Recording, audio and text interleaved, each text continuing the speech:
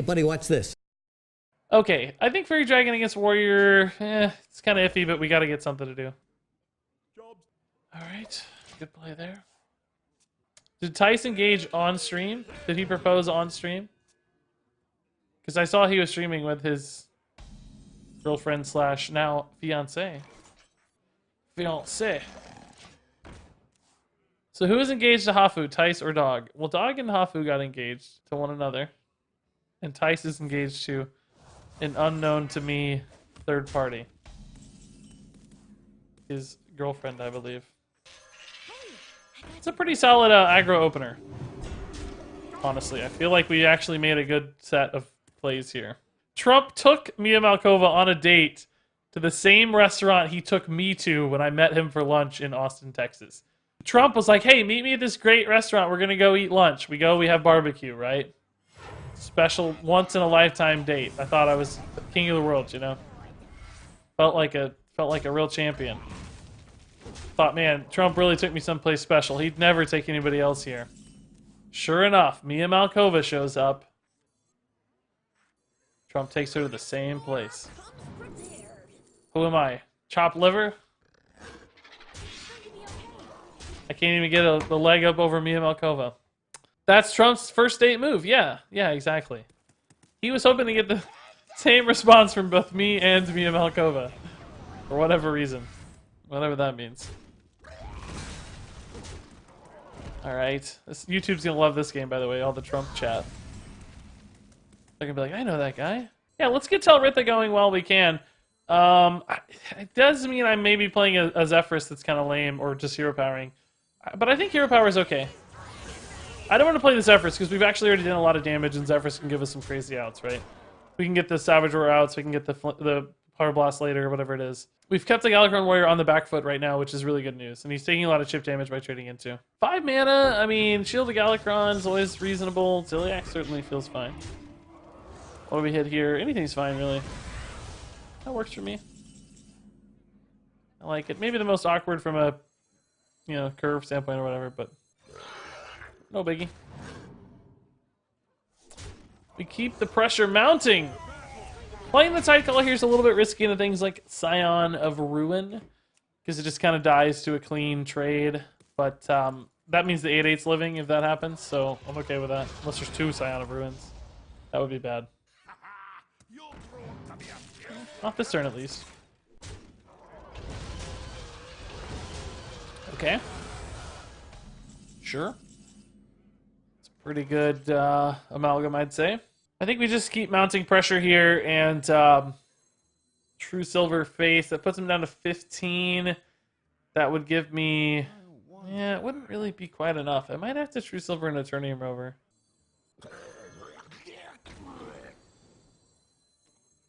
I think the problem if I don't hit the Rover is I'm just going to lose. And that is a problem. Losing is bad.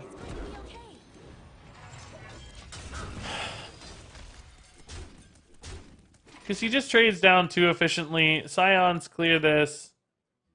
He heals up too much. I don't really have the reach I need in hand, right? I'm hoping to preserve a little bit more of the board this way. Like 2 minions survive here. Maybe he value trades, we keep a Tide Caller. Maybe, 1/1 survives, whatever, and a 1/2. Okay, or something totally different happens that I didn't anticipate. Whatever. That happens too sometimes. 6/7? Oh, so close. I called the 1/1 though. Okay, this now unfortunately does die to a pair of Scions instead of additional ones. So, also this stops the Dragon Chain if I don't keep the Dragon in hand, so I kind of have to do something else along with my turn. Which isn't super awesome unless I find a good play. Blessing Kings is certainly a good play. Okay. So we'll keep this dragon in hand. It's always Dragon Queen Alexstrasza on curve. Are you kidding me? That is insane. Alright, this is 11, so I think we always do it just in case. Like, we set up this breakpoint. I mean, obviously there's armor, there's things that change that. But just in case he decides to spend all his mana clearing, or maybe not all the way clearing, or whatever it is, we're probably always playing Dragon Queen Alexstrasza, but quite a hand to have at this stage of the game, I'll say. 2 mana off Zephyrus. What's the max 2 mana damage output? It's like Soulfires and stuff. I think that'll be enough based on what's happening here. It's kind of clear. So it looks like Alex Rouse is happening. That's fine. This is... Oh, Wind Fury is lethal. Oh, Wind Fury is lethal. Never mind. We have lethal. Do I need to attack first or not? It'll just know, right? It should just know.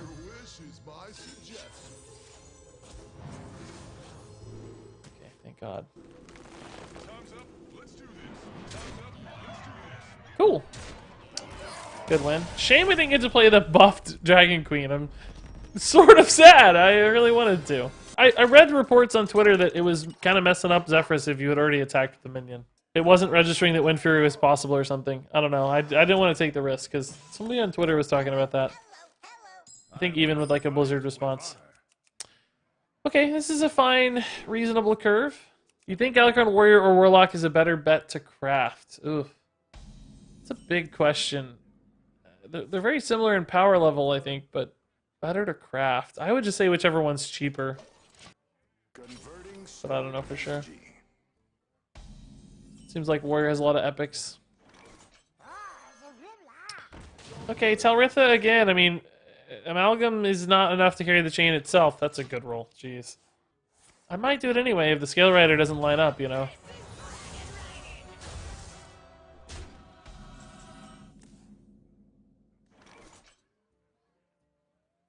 Excuse me? What?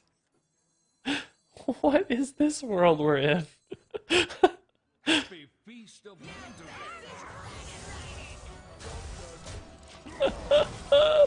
What? Okay. We get some kind of hand buff deck here, I think. My concern, right, is that his will be much, much better at delivering on this premise than mine will be. Like, I'm already suffering from a broken chain, right? And he presumably will not have the same problem. That said, I think this is safe to play right now. Well, it breaks the Scale Rider too, actually. No, let's play the Scale Rider for now. It's a kind of a waste of a ping. I really want to make sure the next dragon's in hand. I think if we break this chain, we've got problems. Good Toxfin trade up there, though, by the way. So playing the non-buffed... Oh, wait, did he not have a buff? Maybe he didn't have the buff. Maybe we broke his chain.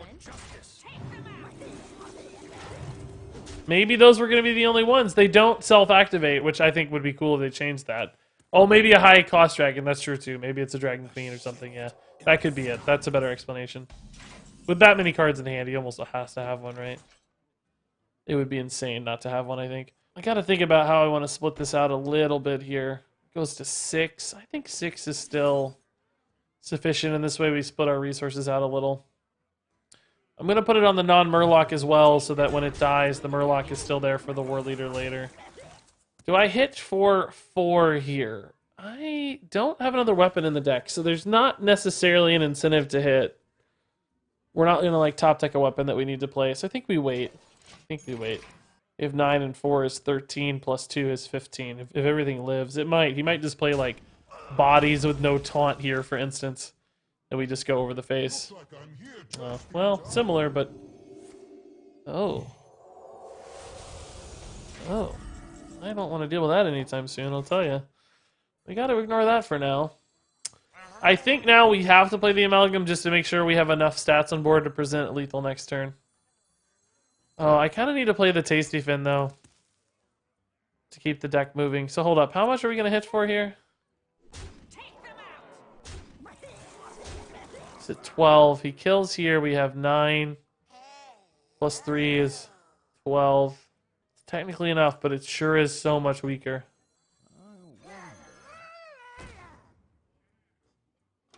Hopefully he doesn't have another one of these. He easily could.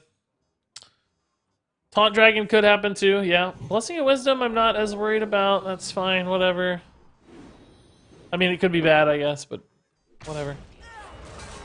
Oh, Pharaoh's Blessing is real bad. Can I go ahead and bounce that Toxfin now, please? Oh my god. That is so bad. Oh no, I need this to be like 2 more War Leaders, honestly, I think, to win. I I do have anything here that's good. Flyfish, Sir Finley, Tide Callers. Nothing there that's good. Oh boy. Oh boy. I need 2 war leaders, sir. Can I bounce you back to hand somehow, man? Gosh dang it. Oh boy. This really stinks. I mean, we have to kill it, right? I don't think I have a choice here.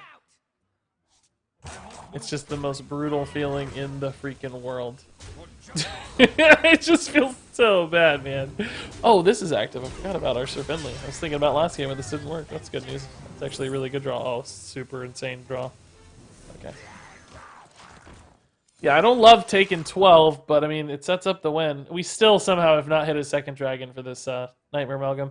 But it has, thankfully, set us up rather nicely for dragon activators. We've had a few dragon activators that did indeed matter. True Sliver's a little bit of a heal for him. That's not bad, actually. The 2-3 is also a bit of an annoyance for us, I'd say, as well. Oh, there's the dragon, finally. Oh my god. Okay.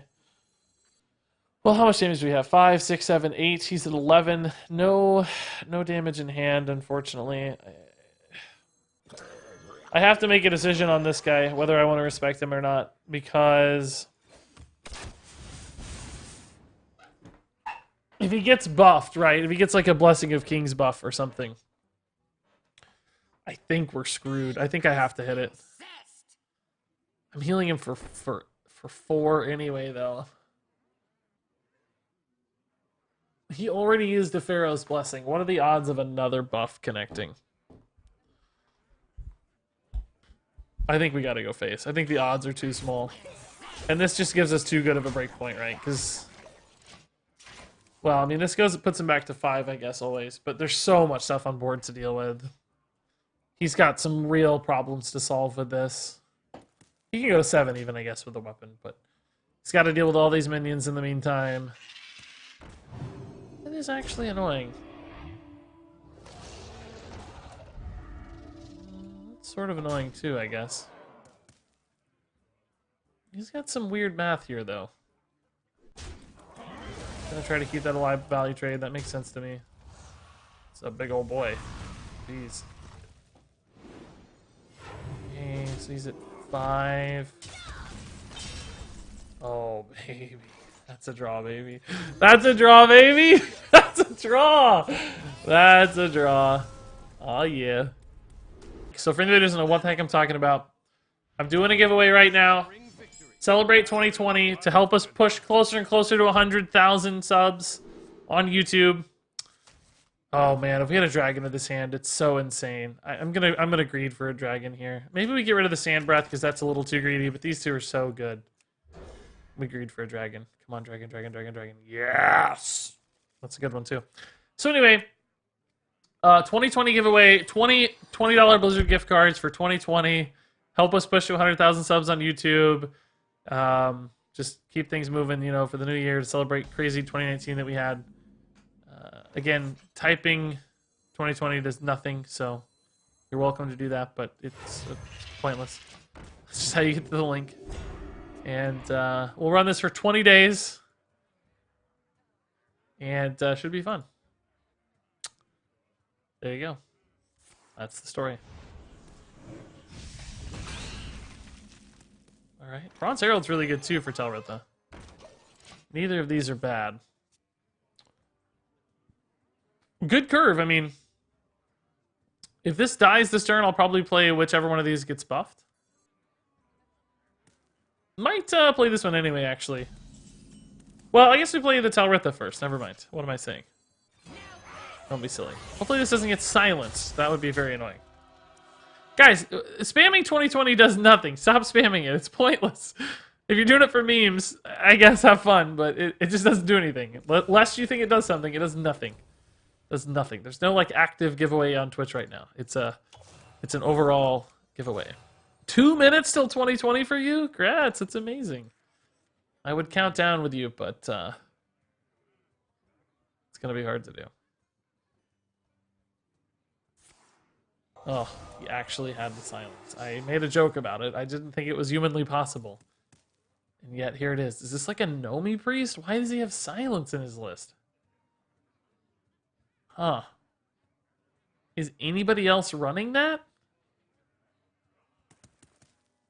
What is this card? Lazul's Scheme into Forbidden... He must be Nomi priest. He's running all these 0-mana spells.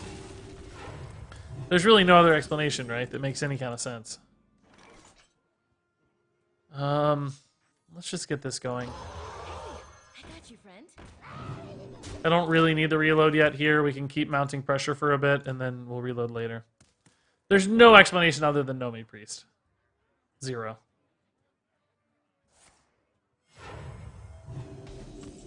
Which I think we're fine with, ultimately. I'm okay with a Nomi priest happening.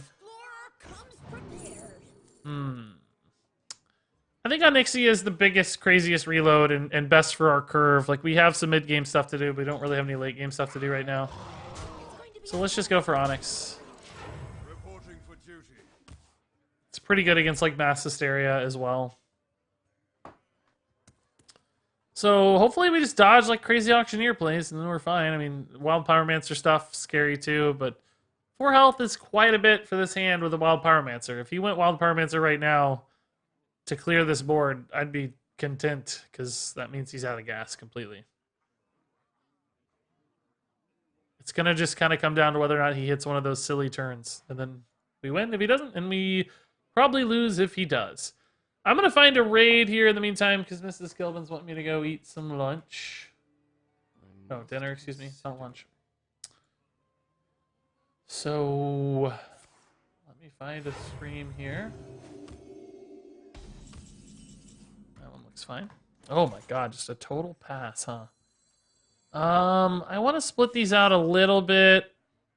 I don't want all the value bundled into a singular minion here, so just go like that. A lot of damage on board and in hand. He took a complete pass turn. I don't know how that happens. It's 2020 for you. I'm in the future. Grats, man. Happy New Year. Gadgets and silence again. Okay, sure. I obviously should have been worried about that. Let's see how many more 0-mana spells he can chain into here. Not enough, right? 5, 9, and 4 should be lethal. Sweet. I mean, I don't know how much this game really added to the measure of the deck here. It was just kind of a stomping. I guess it was a good sign that we could go fast enough if we needed to, but not maybe a particularly meaningful contribution to the deck's metrics there.